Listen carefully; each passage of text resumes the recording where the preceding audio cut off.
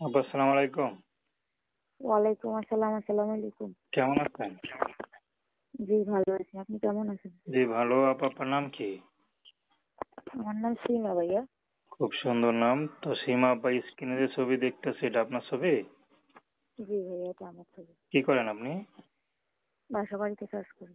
বাসা বাড়িতে কাজ করেন? এত সুন্দর ঢের বাসা বাড়িতে কাজ করেন, কেউ বিশ্বাস করবে? বিশ্বাস না করলে কি করবো ভাইয়া?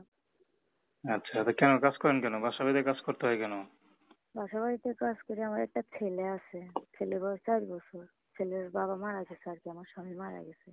আহ, তো স্বামী কি কাজ করতো? আমার স্বামী ওই যে দোকান করতো আর কি, আচ্ছা, মুদি দোকান। তো বিয়ের আগে কি বাসা বাড়িতে কাজ করতেন না ঘরেই থাকতেন কোনটা? না, বিয়ের আগে কেন বাসা বাড়িতে কাজ করবো, ঘরেই থাকতাম। তো এই যে এখন যে পরিস্থিতি শিকারে বাসা বাড়িতে কাজ করেন, এটা কেমন লাগে? খারাপ লাগে না?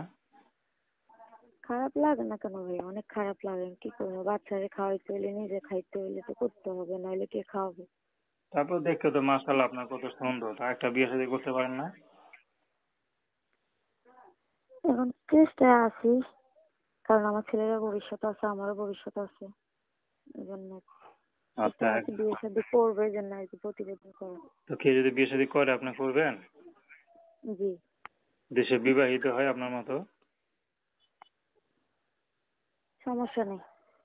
তো দর্শক, আপনার সীমা আপুর কথা শুনলেন। তো প্রেম ভালোবাসা সাহায্য সহযোগিতা বিয়ে শাদী করা একান্ত আপনাদের ব্যক্তিগত ব্যাপার।